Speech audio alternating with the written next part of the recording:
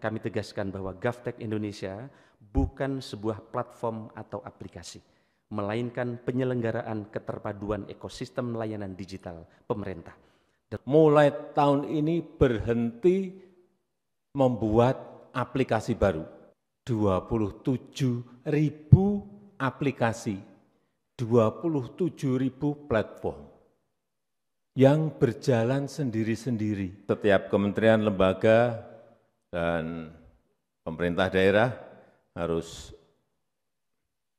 bersama-sama melakukan integrasi dan interoperabilitas aplikasi dan data. Tidak boleh ada lagi alasan ini dan itu, karena merasa datanya milik saya, datanya punya saya, datanya milik kementerian saya, datanya milik lembaga saya, datanya milik Pemda saya. Kita juga harus memperkuat transformasi GovTech kita. Satu portal terintegrasi yang kita namakan Inna Digital.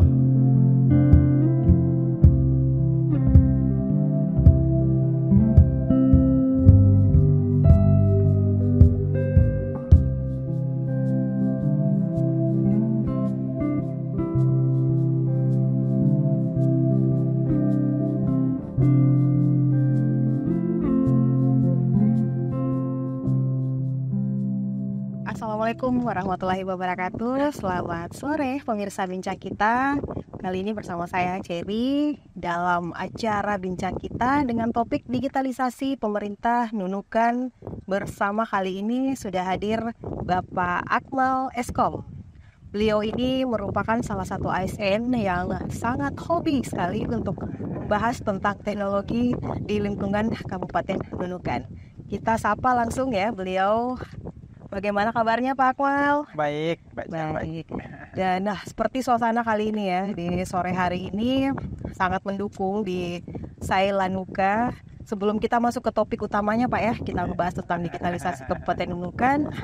Ini suasana di Sailanuka seperti apa Pak ini kesannya Bapak bersama kesini? Iya, sepertinya sih kalau Sailanuka ini kan kalau kita berada di puncak di puncak bukit begini dengan view yang seperti ini, saya pikir ya tadi hobi digitalisasi kayaknya semakin keren aja. Ini kita bicara tentang digitalisasi. Pak ya? Ya, kalau digitalisasi itu kan topik-topik panas dengan kontroversinya, dengan lain-lain sebagainya. Sepertinya suasana kali ini cukup ya mendukung lah. Sangat mendukung. Angin sepoi-sepoi.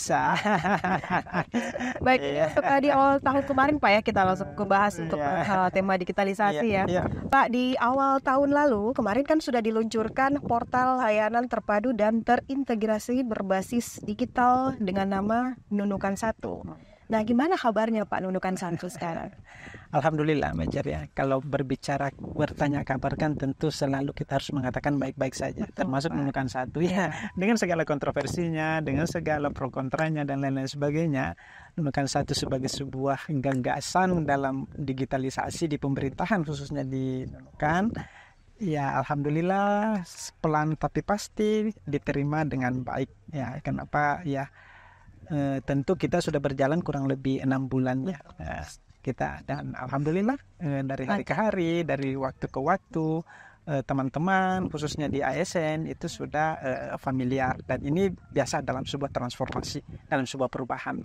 Jadi ini aplikasi Nunukan 1 sudah sangat ini Pak ya, sudah sangat familiar di kalangan ASN di Nunukan ini ya. Iya. Kabupaten Nunukan ya. Iya. Untuk tantangannya Pak ini, soal tantangan apa sih tantangannya Pak dalam untuk implementasi Nunukan 1 ini? Iya, kalau tantangan siapa? Artinya pada umumnya sih ya. Pada umumnya digitalisasi ini adalah sebuah alat baru, sebuah sebuah lompatan yang tentu penyesuaiannya membutuhkan juga pengetahuan-pengetahuan baru. Nah, proses-proses penyesuaian ini akan menjadi tantangan tersendiri. Paling tidak tantangan yang agak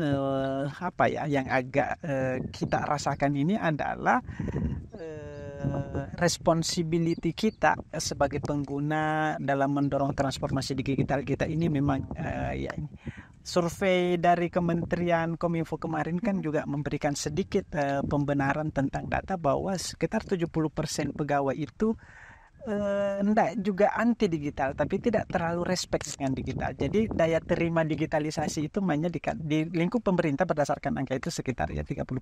Nah, tentu ini yang menjadi tantangannya. Ini yang menjadi tantangan kita, tapi digitalisasi adalah sebuah keniscayaan dan tidak ada pilihan lain untuk maju kecuali masuk di dalam dunia itu. Olehnya itu tetap harus berjalan dan lain-lain sebagainya. Itu paling tidak ada tantangan sedikitnya ya agak mendasar. Nah, tentu tantangan-tantangan berbicara tentang konten digitalnya, tentang banyak konten-konten digital itu akan menjadi tantangan tersendiri terhadap daya terimanya oleh teman-teman. Tapi yakin dan pasti pelan-pelan semua pasti kita akan masuk ke aplikasi Pak ya. Iya. Jadi ini saya mau tambahkan sedikit Pak ya, soal aplikasi memang ini sangat memudahkan kita semua Pak. Iya. Jadi dalam satu memang sangat memudahkan Pak ya. Misalnya contoh salah satunya Pak, aplikasi kita bahas tentang aplikasi salah satunya Pak ya. Iya. Mobile JKN ya, kesehatan. Itu kan sangat memudahkan, kita bisa pindah vaskes ya kan, seperti itu Pak. Jadi sama dengan aplikasi Nunukan 1 juga memudahkan para ASN untuk lebih gampang lagi Pak untuk mengakses semua kan. Betul. Baik, untuk ini Pak, dalam acara SPBS Summit yang dihadiri langsung oleh Presiden Jokowi kemarin, Pak Presiden mewanti-wanti nih Pak agar tidak membuat lagi aplikasi karena sudah ada lebih dari 27.000 aplikasi yang mengakibatkan pemborosan, inefisiensi dan seterusnya. Ini tanggapannya gimana Pak terkait pernyataan Presiden?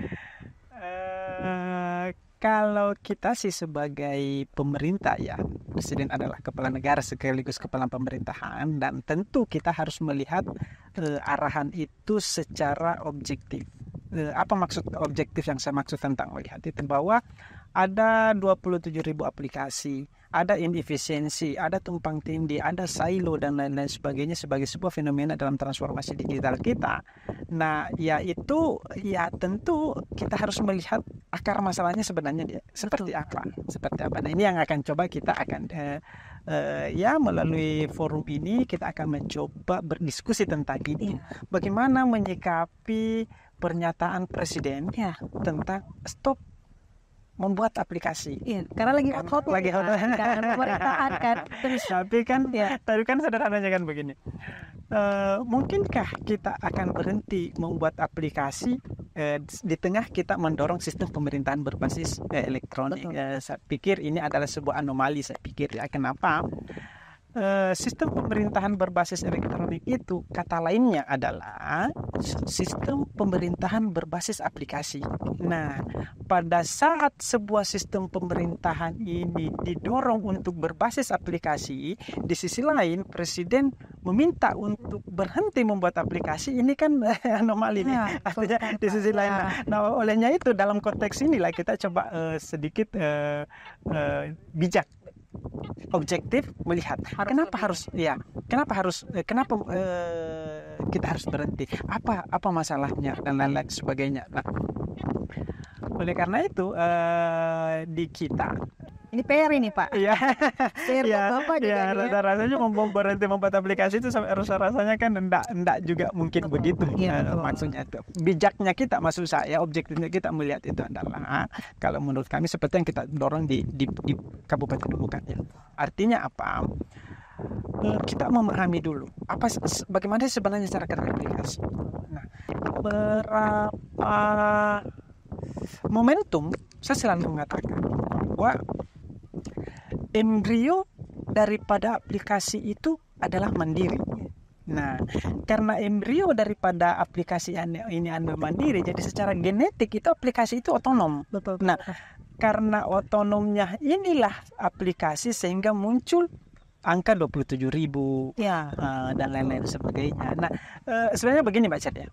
Apa sih gunanya aplikasi ini? Ya, sebagai basis sebagai alat kerja baru. Betul Pak. Nah, di lingkungan pemerintah aplikasi ini adalah proses digitalisasi daripada tupoksi. Kalau kita berbicara pemerintah ini kan kita tentu di lingkungan kalau bahasa pemerintahan kita itu kan tupoksi, kita melaksanakan tupoksi. Nah, pemberian tupoksi itu jika dilihat dari luar itulah yang berbentuk layanan. Jadi ada digitalisasi tupoksi. Jadi yang tadi tupoksi kita masih kita laksanakan berbasis kertas, berbasis pulpen. Nah, sekarang sudah berbasis digital. Sudah lebih canggih. Sudah lebih canggih. Nah, itulah disebut aplikasi. Nah, kata lain 27.000 berarti kalau saya kan tupoksi itu adalah satu kesatuan dalam membentuk layanan, berarti ada 27.000 kesatuan tupoksi yang didigitalkan. Nah, itu sebenarnya. Nah, cuman masalahnya kan apakah 27.000 itu kemudian menjadi salah? Tentu tidak. Tidak semua. Justru itulah yang kita harapkan, bahwa digitalisasi pemerintahan itu adalah bentuk digitalisasi tupoksi. Bagaimana tupoksi itu didigitalkan. Cuman masalahnya adalah pada saat semua ini masih berjalan sendiri-sendiri, sementara konsepsi negara kesatuan, negara kita adalah negara kesatuan, yang meniscayakan harus terbangun relasi. Nah, kan begini Mbak Ceria. Sedikit kalau kita berbicara tentang fenomena birokrasi negara berkembang. Nah, kita diperhadapkan pada ego sektoral. Betul. Nah, tentu harapan kita adalah mengurai ego sektoral penyelenggaraan pemerintahan kita itu diurai oleh adanya interkoneksi melalui digital. Kenapa? Karena digitalisasi ini kan lebih mudah. Betul. Sehingga poinnya kalau menurut saya adalah aplikasi apa yang akan kita dorong? Aplikasi yang akan kita dorong adalah aplikasi yang sesuai dengan standar dan kaidahnya. Kaidahnya apa? Kaidahnya interoperability, kaidahnya adalah integrasi. Nah, jika aplikasi berada dalam kaidah interoperabilitas, aplikasi berada dalam kaidah integrasi, saya pikir aplikasi ini tidak bermasalah. Aman. Saya pikir it's okay lah. It's okay lah itu. Kalau untuk digitalisasi di lingkungan Nunukan, Kabupaten Nunukan seperti apa, Pak? Ahmad, bagaimana Pak tanggapan? Ya, saya pikir masih dalam konteks aplikasi ya Mbak Ceria. Kita telah mendorong Nunukan 1 sebagai sebuah gagasan sebagai sebuah gagasan transformatif di dalam era digital hari ini, ya kita tetap akan jalan. Kenapa? Karena konsep Nunukan 1 sendiri itu adalah seperti tadi yang di awal tadi disebutkan, adalah terpadu dan terintegrasi berbasis digital. Nah, inilah yang tetap kita akan coba jalan. Kenapa? Saya sangat yakin, hakul yakin dan 100% bahwa yang dimaksud Presiden berhenti membuat aplikasi itu bukan Nunukan 1. saya sangat yakin itu. Pak, ya? Saya dari 27.000 aplikasi. Dari 27.000 itu yang dimaksud berhenti, yang 27.000 aplikasi itu, saya sangat yakin bukan Nunukan 1 yang dia maksud. Saya yakin itu bukan Nunukan 1. Kenapa? Karena memang konsep Nunukan 1 ini sudah sejalan dengan arah kebijakan pembangunan aplikasi, di mana substansi esensinya yang ada di dalam adalah terpadu dan terintegrasi. Nah, itulah konsep Nunukan 1.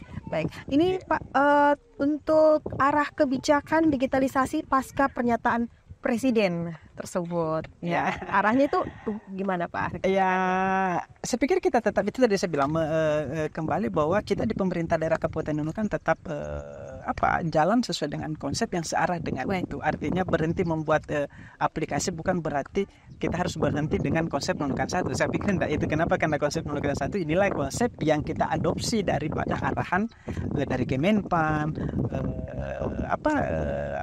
dari Kemenpan dan forum SPBI. Sedikit Mbak Cer. Yep.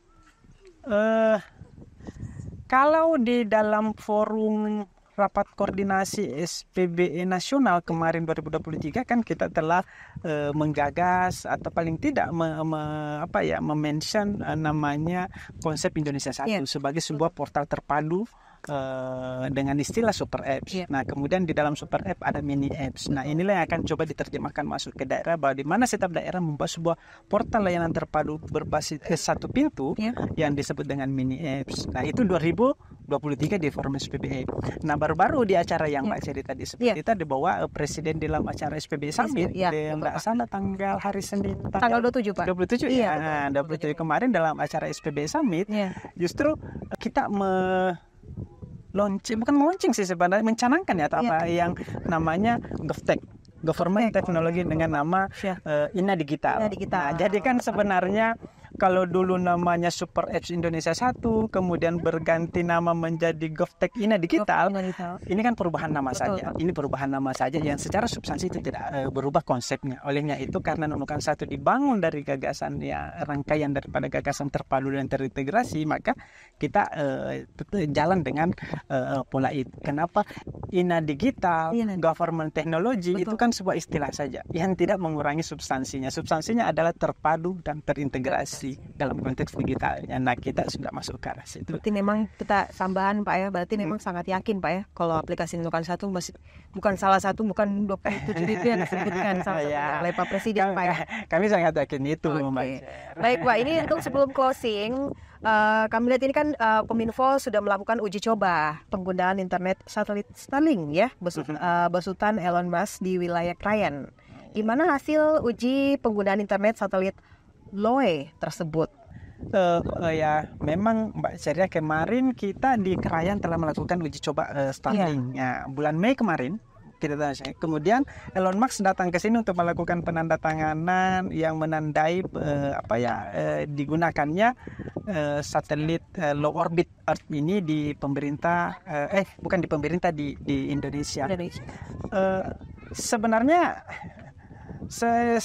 sedikit optimis saya selalu mengatakan bahwa Nunukan ini memang selalu selangkah lebih maju. Kenapa saya katakan? Kenapa saya sedikit maju lagi nanti ke depan? Iya.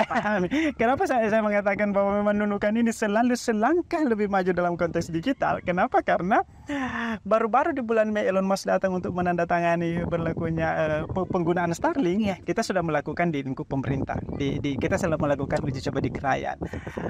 Pada saat awal Januari, 3 Januari rapat kabinet, kalau saya tidak salah itu Kemenpan Pak Azwar Anas rapat dengan kabinet, di kabinet diminta semua pemerintah kementerian termasuk pemerintah kabupaten kota untuk membuat portal terpadu dan terintegrasi berbasis digital, itu yang tadi itu tanggal 3 Januari.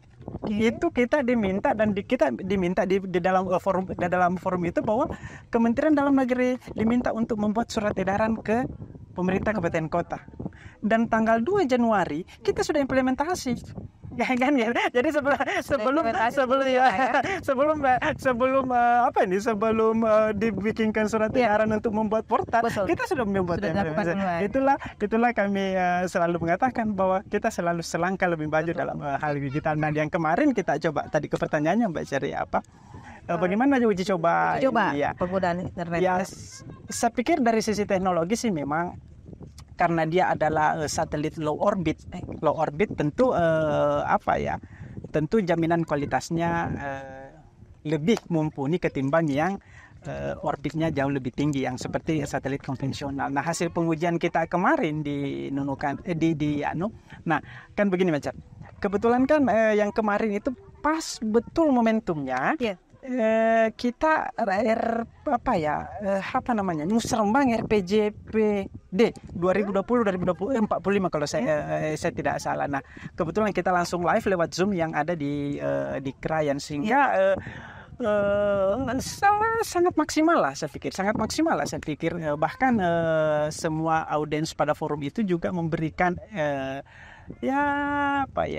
pengalaman first experience kita antusias first experience kita menggunakan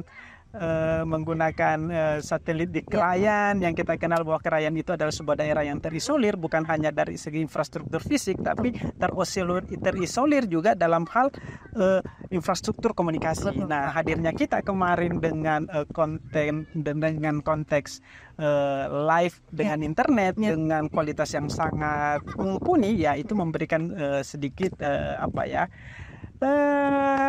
confidence lah saya pikir ya, bahwa kita tetap optimis. Pengembangan baru Pak ya, pengembangan pasti tetap akan lebih maju, bisa lebih maju lagi ke depannya Pak ya. Baik Pak, ini kalau mau bahas tentang digitalisasi itu nggak ada habis-habisnya Pak ya, karena akan ada terus Baik, sebelum kita tutup, mungkin ada closing statement yang akan disampaikan oleh Pak Akmal. Iya, jadi sebelum kita tutup ya Mbak Ceri, Saya selalu mengatakan bahwa transformasi digital adalah sebuah keniscayaan. Dan siapa yang mau masuk di dalam transformasi itu, maka dia akan lebih merasakan sebuah kemajuan. Dan siapa yang tidak lambat masuk di dalam era itu, maka dia akan menjadi maka akan terbelakang. Harapannya adalah pastinya era baru digitalisasi ini adalah sebuah era masa depan yang akan mengantarkan kita pada sebuah kemajuan. Nah, tidak akan mungkin kita bisa bergerak sendiri, tidak akan mungkin kita bisa berjalan sendiri di dalam era yang sangat dinamis seperti ini. Olehnya itu, pilihannya adalah mari kita bergandengan tangan, mari kita bahu-membahu menyosong era digital sebagai sebuah era baru yang hari ini kita akan jalani. Kenapa? Karena tanpa kebersamaan, tanpa kita kerjasama, tanpa dukungan semua stakeholder, maka ini adalah sebuah mimpi, menjadi akan sebuah mimpi. Nah, untuk mewujudkannya itu mari kita sama-sama masuk ke arah situ. Saya selalu mengatakan dengan teman-teman bahwa yang pasti bersama kita bisa. Seperti yang kita bilang kemarin ya, podcast yang kemarin tetap dia bersama kita bisa. Baik, Pak Akmal, terima kasih sudah hadir di tengah-tengah kami ya, di suasana yang begitu sangat cerah ya. Dan saya pamit ya, nanti lain waktu kita ketemu lagi dibahas tentang digitalisasi yang lain lagi. Assalamualaikum warahmatullahi wabarakatuh. Bersama kita bisa.